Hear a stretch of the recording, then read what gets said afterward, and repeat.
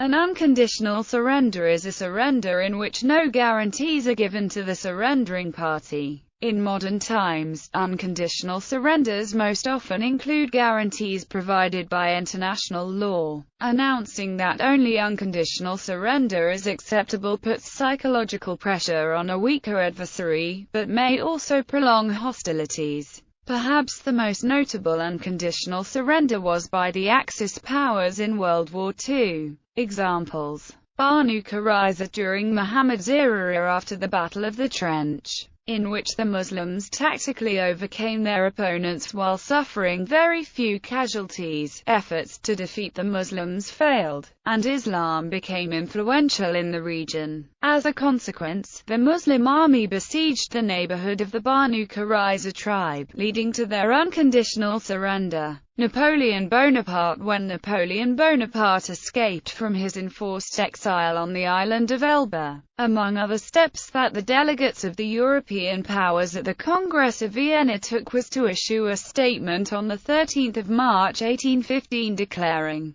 Napoleon Bonaparte to be an outlaw. The text includes the following paragraphs: by thus breaking the convention which had established him in the island of Elba, Bonaparte destroys the only legal title on which his existence depended, and by appearing again in France with projects of confusion and disorder, he has deprived himself of the protection of the law, and has manifested to the universe that there can be neither peace nor truce with him. The powers consequently declare that Napoleon Bonaparte has placed himself without the pale of civil and social relations, and that, as an enemy and disturber of the tranquility of the world, he has rendered himself liable to public vengeance. Plenipotentiaries of the high powers who signed the Treaty of Paris. Consequently, as he was an outlaw when Napoleon Bonaparte surrendered to Captain Maitland of HMS Bellerophon at the end of the 100 Days, he was not protected by military law or international law as a head of state,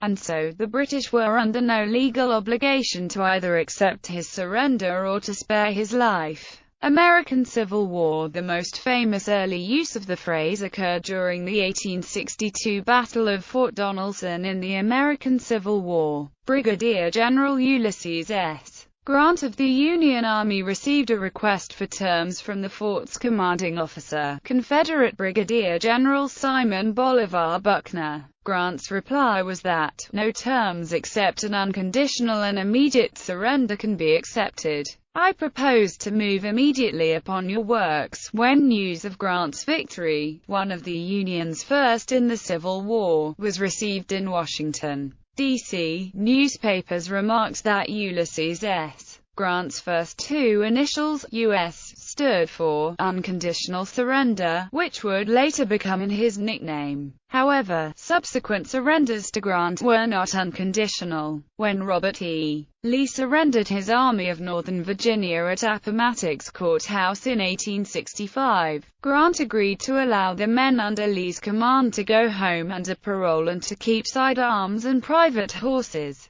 Generous terms were also offered to John C. Pemberton at Vicksburg and to Joseph E. Johnston in North Carolina. Grant was not the first and only officer in the Civil War to use such a term. The first instance came when Confederate Brigadier General Lloyd Tillman asked for terms of surrender during the Battle of Fort Henry. Flag Officer Andrew H. Foote replied, "No sir, your surrender will be unconditional." Even at Fort Donelson, when a Confederate messenger first approached Brig. Gen. Charles F. Smith, Grant's subordinate, for terms of surrender, Smith stated, "I'll have no terms with rebels with guns in their hands. My terms are unconditional and immediate surrender." The messenger was passed along to Grant, but there is no evidence that either Foote or Smith influenced Grant's decision later on that day. In 1863, Ambrose Burnside forced an unconditional surrender of the Cumberland Gap and 2,300 Confederate soldiers, and in 1864 Union General Gordon Granger forced an unconditional surrender of Fort Morgan. World War II. The use of the term was revived during World War II at the Casablanca Conference in January 1943 when American President Franklin D. Roosevelt sprang it on the other Allies and the press as the objective of the war against the Axis powers of Germany, Italy, and Japan. And, when President Roosevelt suddenly announced this surrender condition at Casablanca, he did so referencing U.S. Grant and the fact that the famous general's initials, since the Civil War, had also come to stand for unconditional surrender. The term was also used at the end of World War II when Japan surrendered to the Allies. Winston Churchill and Joseph Stalin disapproved of the demand for unconditional surrender, as did most senior U.S. officials.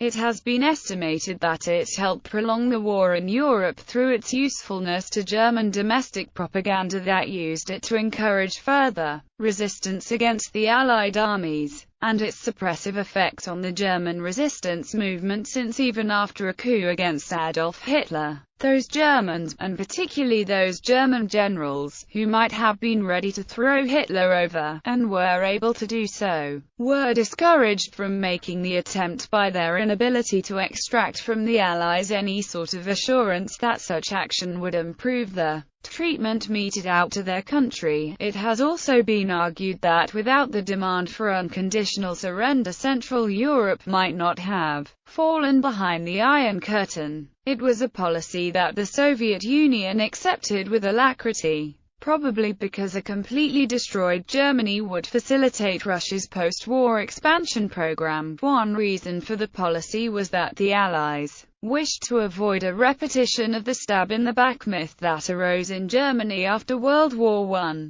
which attributed Germany's loss to betrayal by Jews, Bolsheviks and socialists. The myth was used by the Nazis in the propaganda. It was felt that an unconditional surrender would ensure that the German people knew they had lost the war themselves and not because of a stab in the back. East Pakistan on 16 December 1971, Lt. Gen.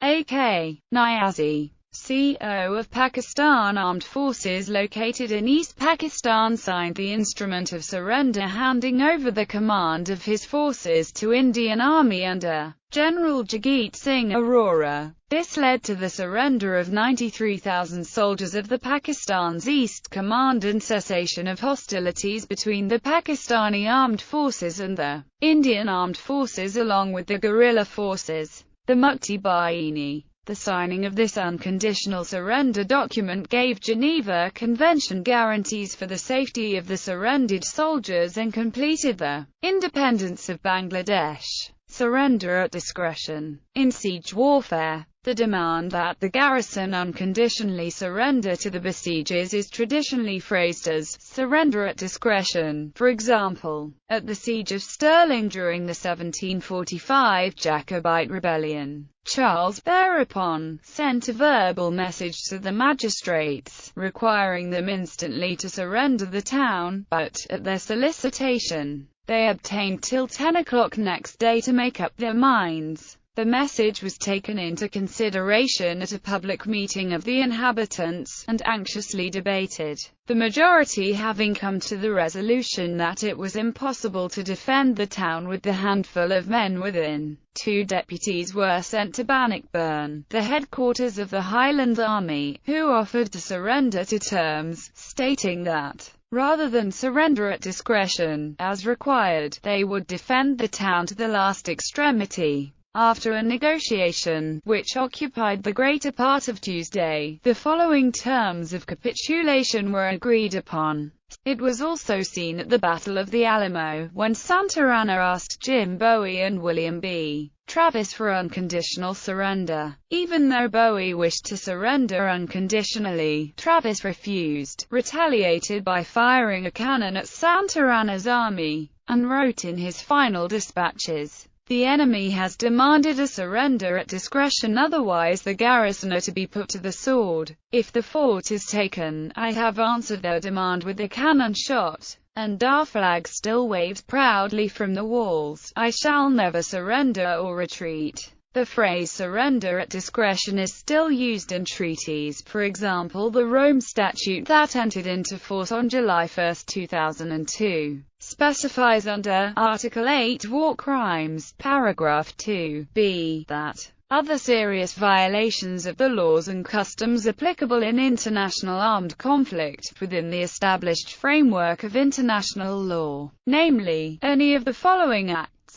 killing or wounding a combatant who, having laid down his arms or having no longer means of defense, has surrendered at discretion. This wording in the Rome Statute is taken almost word for word from Article 23 of the 1907 IV Hague Convention, the laws and customs of war on land. It is especially forbidden to kill or wound an enemy who, having laid down his arms, or having no longer means of defense, has surrendered at discretion, and is part of the customary laws of war.